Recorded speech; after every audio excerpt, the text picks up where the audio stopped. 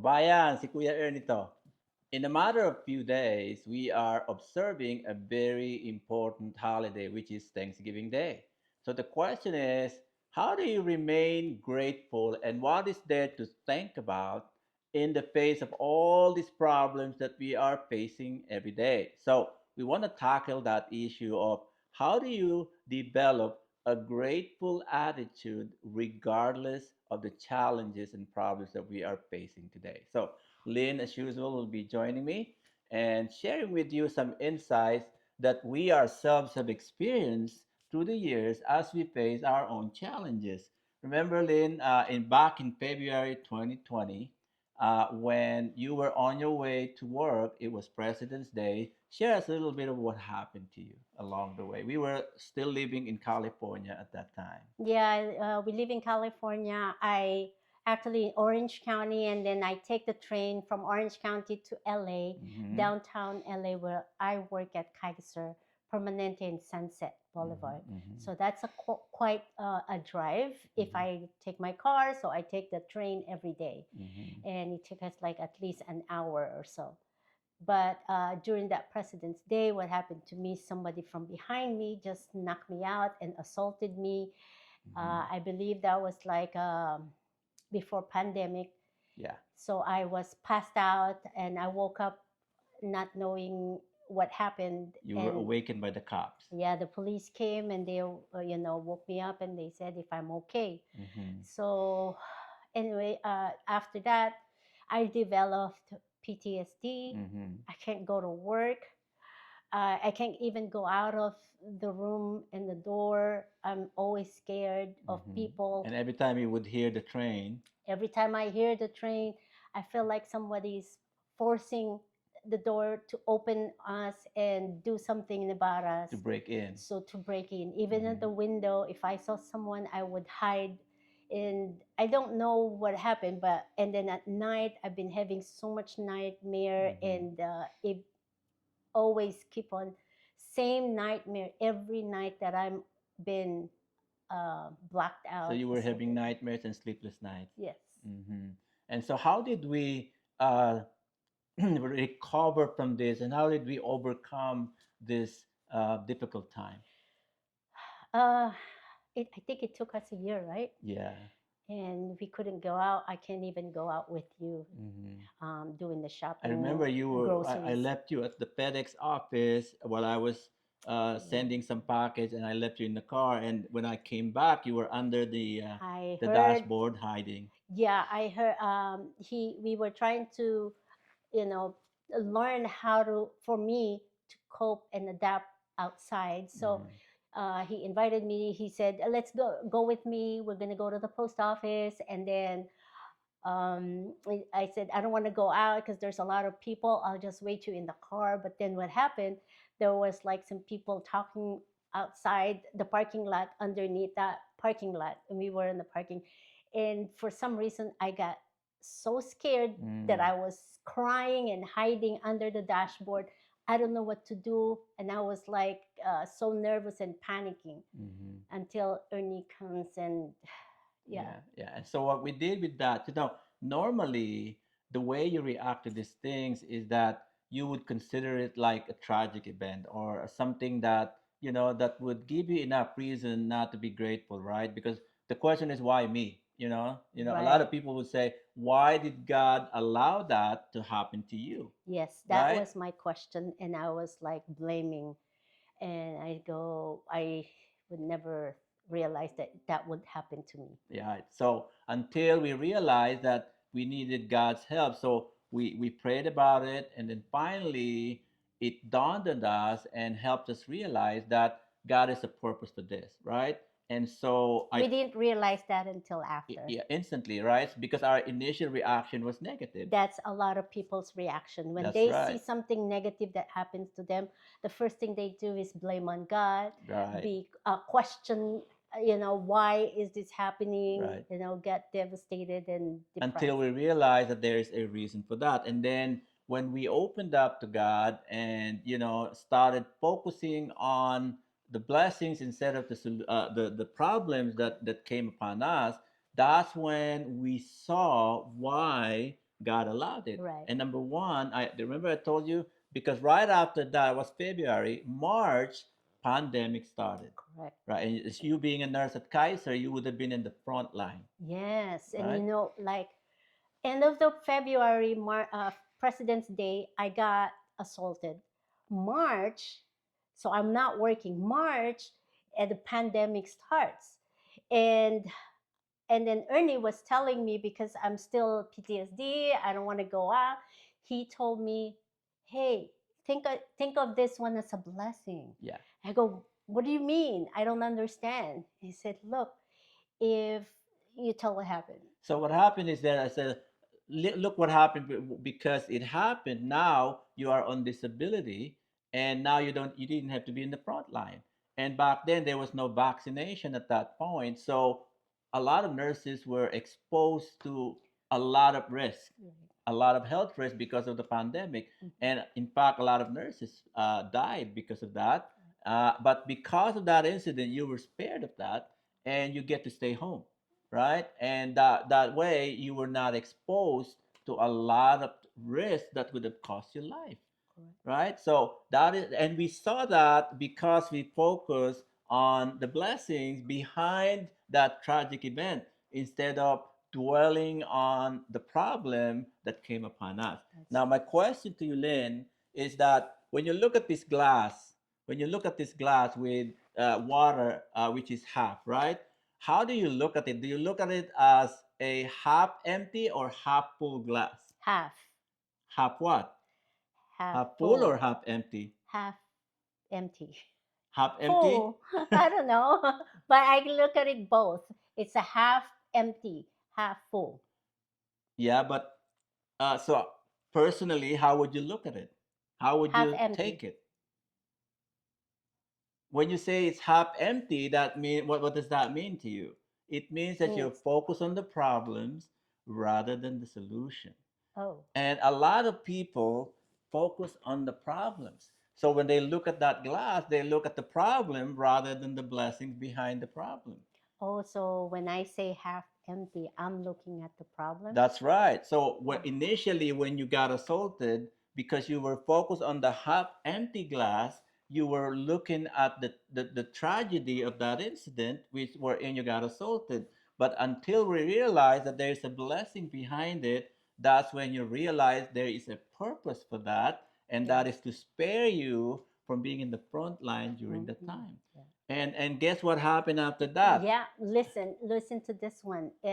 Ernie will explain to you what really happened to us that would be a blessing That's right, to because us and to you guys. that's You right. gotta look at it. Yeah, so as we look forward to Thanksgiving Day, we need to develop a mindset of being grateful because majority of people focus so much on the problems rather than the solutions. It's a mindset. It's your attitude. Okay, so what happens because when we started realizing the blessings behind that incident, God started showing us the plan and led the way to us benefiting from that. So, but what happened is that we because Lynn couldn't stand the sound of the train because our house was right beside the train. That's how we chose it before when you were working at Kaiser, so that you can just walk to the train station, right, going to Kaiser. But then now it's becoming a traumatic experience for you because of that incident. But so because of that, we drove to Nevada and one Sunday and just wanted to look for an apartment where we could relocate so that you can stay away from train stations, right? And change of location. Yes, and before that, I made a list on where to About go. seven. I said only seven, and after that, we'll go home because I don't want to stay at the hotel or anything. If we can't find it, that means that God, It's is not God's not. will. It's not God's will. Yeah, and So none of that apartment that you listed made it to our liking because we didn't it didn't match our needs, right? But right. then I suggest why don't we pass by Central Christian Church where we normally go whenever we're in Vegas Mm-hmm. and just pass by. Right. And then that's when we saw a new community in Henderson being built. Yes.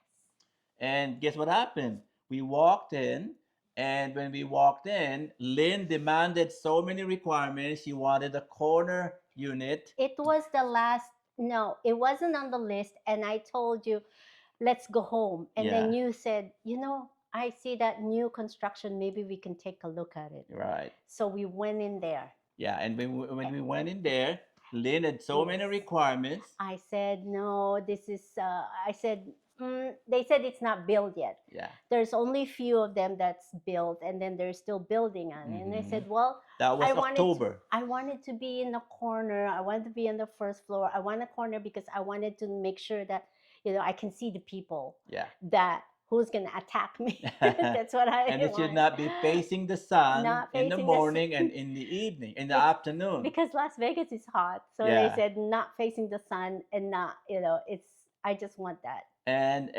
the manager said, "Well, I think we have one unit that meets those requirements, but it's not ready until January." Hmm.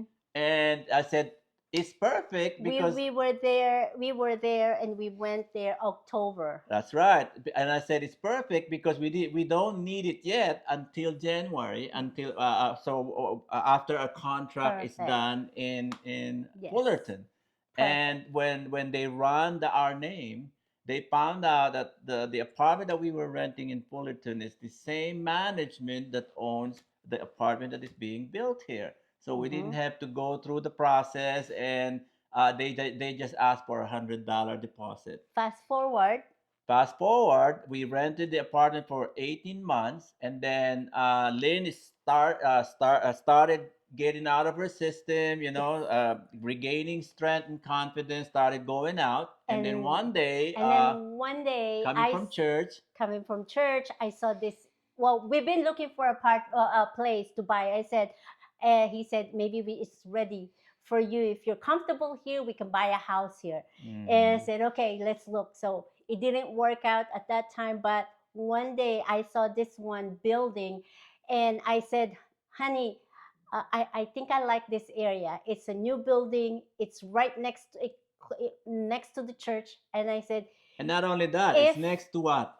not yet, because I haven't worked there yet. Yeah, but you saw it right I said, already. yeah, it's next to Henderson Hospital. This is the house that's building. This is the church that's building, and this Mhm. is our apartment that we Mhm. were living. So it's just like four corners on that. Mhm. So I said, if this is God's will for us, I am willing to give a down payment. A deposit, Deposit, I mean, seven thousand dollars. $7,000 deposit. Uh-huh. Okay.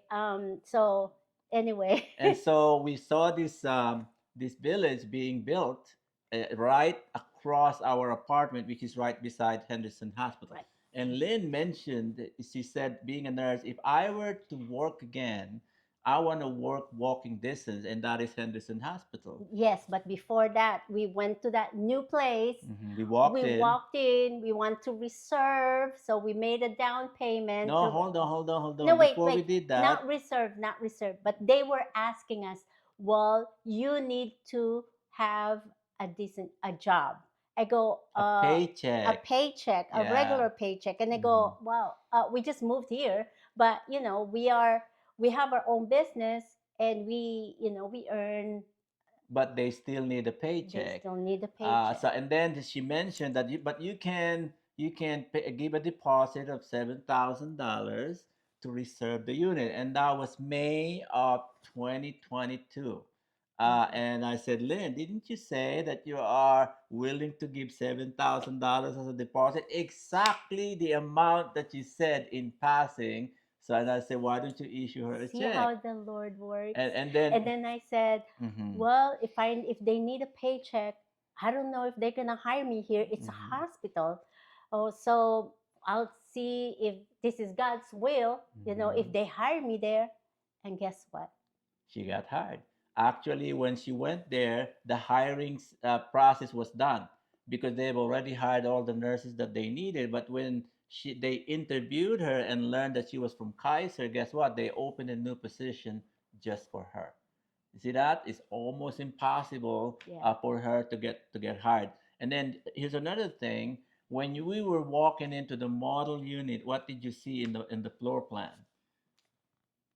perfect. It's so perfect that what everything that I want, to have an office At the ground at the floor, first floor, and then the second floor will be our house, so he doesn't have to go anywhere, and rent he an can just, office because we used to rent an office in California, mhm, Fuller, in Orange, Irvine. Irvine, Yeah, and then I will live in Fullerton. yeah, But this is like I never seen this before. There's an office first floor, second floor is the house, two mhm. bedrooms. So it's small, but it's perfect that God really gave this That's to right. us. So the thing that happened there is simply because we were able to open up our mind and focus on the blessings instead of the negativity of what happened, instead of the problems that arose during that time. We could have missed that blessing if we stayed negative, right? But because we look for the positive angle of what happened and focus on the blessings behind the tragic event, God revealed to us the blessings that He was all along preparing Yeah. for us. Always, God always has a plan for us. Now, here's the thing, you know, you always say that, hey, I have so much problem, I'm on paycheck to paycheck, I'm in debt, and some of my family members are sick, and we're not doing well. So you can hardly find reason to be grateful. But here's the thing, if you will open your mind and allow God to reveal to you his plan for you, you're going to find the blessings behind all the challenges that you're facing. And I suggest three things which we did as we went through those challenges. How do you develop a grateful attitude regardless of what you are going through today? Number one, you got to learn how to focus on the blessings, just like what we did. Despite what happened to her, we asked God to show us the blessings behind it, and He revealed it to us. And then we kept an open mind. And as we kept our open mind, He kept on leading us the way and showing us where He is leading us. And number three, allow God to lead the way. When you do these three things, whatever challenges you are facing today, I tell you, there will always be reason to be grateful. I remember, and I'm going to close with this. Remember, 10 years ago, I got laid off the fifth time, right? And, you know, it's enough for me to be bitter. How come I'm getting laid up again? You know, despite dedicating my life and my efforts to my job, and I ended up getting laid up. But here's what happened. When God closes a small door, what happens? He opens a bigger door. And because I kept a positive attitude and focus on the blessings, what happened? We got the blessing. Well, he introduced us to this Oh, business yes. because I was getting laid up.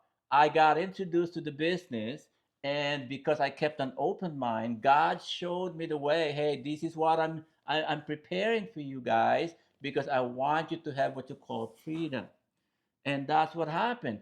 Because we kept an open mind and allowed God to lead the way, He gave us an opportunity to gain freedom, Yes.